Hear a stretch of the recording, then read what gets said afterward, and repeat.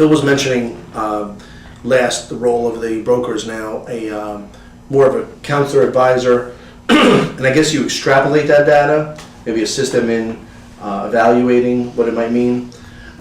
There's a lot we do. Sue Adler, who's a brilliant agent, a high-producing agent for Keller Williams, has said that we don't just give consumers the data, they can get that themselves. We know how to interpret the data, okay? Mm-hmm. So it's just like if you go to WebMD, you're not going to remove your own gallbladder. Exactly. You're going to you're gonna seek the help of an advisor. You're going to get But Phil, my Zestimate says the house is $999 and I paid $500. Yeah. I want that money. Yeah, well, so do I. Good luck. Is that the advice? But I mean, that would not be the advice I would give. Okay. But the Zestimate is a whole. We could do a whole hour on the Zestimate. What is the Zestimate? The Zestimate is just that. It is an estimate. REVamp, is that what it's called? It's an automated valuation model. It is Zillow's secret sauce, and it is. And we should know that, in full disclosure, that I've had the same person call me 4 times while we're trying to do this discussion. They want to buy that $999. And I greatly appreciate their eagerness, and if they checked their voicemail, they'd have the answer they needed. So the Zestimate, in my opinion, is Zillow's secret sauce. It is a automated way of a computer trying to estimate what a home's value might be. It is not a Zappraisal, and I've heard people at Zillow say that they provide the Zestimate, but the real estate profession provides the Zactimate, and that is what we are. So it is a starting point. It is not something that can be used as an appraisal, nor should it be, and they are very transparent in what their margin of error is in given markets. So we can say to people, look, the margin of error in this market is 5%, 10% median, so it's not exact. And in fairness, the CMAs and asking prices are not always accurate either. So there's human error all across the board. There's that. There is that too. So it's a great topic for conversation because people fall on both sides. I've heard that the Zillow commercials have no realtors in it, but they have a tree house. I've heard that Zillow might charge you for your own leads.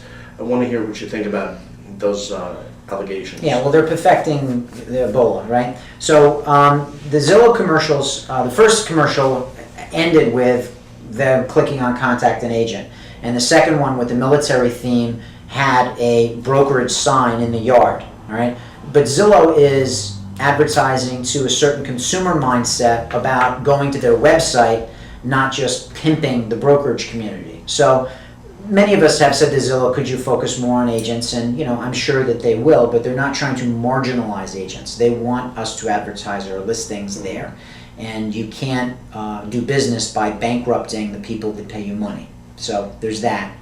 And how does it work? Do people buy zip codes in different areas? Okay, so how we advertise on Zillow. How we used to advertise on Zillow was we just used to send our listings to Zillow, and we would be the contact for our own listings, and everybody saying kumbaya, and that was that. They monetized their model in a way where they would sell agents impressions so that I could be the contact on other listings in a certain zip code that were not my own. So if you wanted to be the contact on your own listings, you had to pay them so that you'd be the contact on your listings, and you'd also be the contact on other listings in your zip code, okay?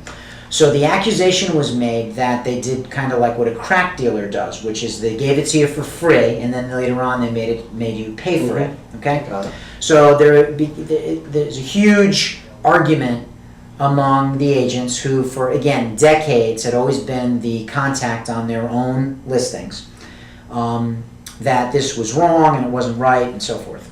Okay, now we gave them the data, so we have no one but ourselves to blame. Get involved with your association.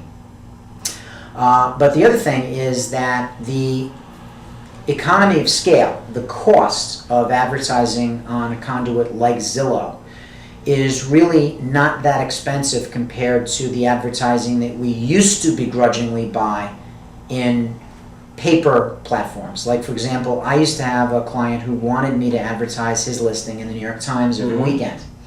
It was $250 for a classified ad that you needed a magnifying glass to see. And once Monday came, that paper would go in the trash or the recycling bin. Recycling bin, or the compost, and it would disappear. Whereas if I paid Zillow $250, not a week, but a month, 1/4 to 1/5 of what I was paying the Times, it would be there in perpetuity. So it was actually a far better deal for far more exposure than what I was getting with paper advertising. Mm-hmm. Well, I know NAR, to counter some of these syndicators, says that accuracy matters. I mean, where do you fall on the accuracy aspect of these syndicators?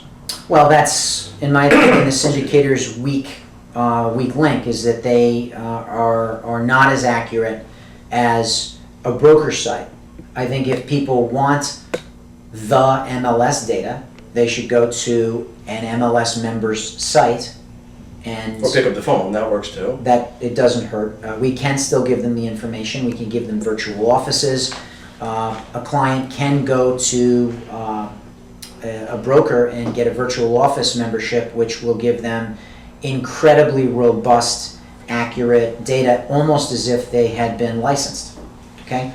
But as a starting point, when someone first explores buying or selling real estate, what do? Look online. They look online. Where you're probably going to find a site first is probably something like Zillow, because that's what usually pops up on page 1 of Google. Sure. Okay? So if you Google me, you'll find me, but people aren't looking for me. People are looking for property. So the syndicators have done a good job on optimizing being found, and they are, again, a starting point. But the pattern we'll see is that if a consumer finds us on Zillow, we either have them in the back office that Zillow gives us, or we'll put them into a very robust, very accurate virtual office, which gives them like the real feed from the MLS. I see. Okay. Well, I mean, those are some of the subjects. I mean, the cost, the commercials, the issues. Let's talk about cost. Just one more thing. We like stuff for free. Real estate agents. Notorious for that. I've had vendors tell me that real estate agents are notoriously cheap. I would say that we're frugal, we're self-employed, we are mindful of expenses, so we like to not spend a lot of money, and we do like return on investment. And I have to say, as a broker, I sometimes feel like I have a big bullseye on my back from people that sell advertising. I've been approached by every penny saver in the metropolitan area. I've been approached by, radio, get your company in the ears of, 1 million people in drive time, everything like that. And the pitch is always, it'll pay for itself if you just make one deal. Right. Right. Here's a fact, and this is a fact. I have survival guilt. I started the company in 2005. The market began to crash 18 months later. By 2010 and 11, the landscape had greatly changed. Enormous numbers of companies contracted, consolidated, went out of business, got eaten, got merged, and a lot of the independent brokerages disappeared from the landscape. Okay?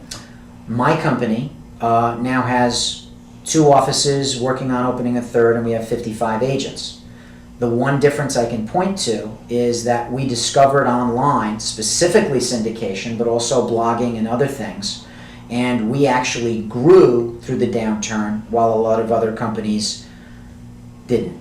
Okay? So the facts are, if you embrace the trends, you will grow. And the trend, where the eyeballs are, is on the syndicators right now. I see. Okay, we'll take a quick break. 1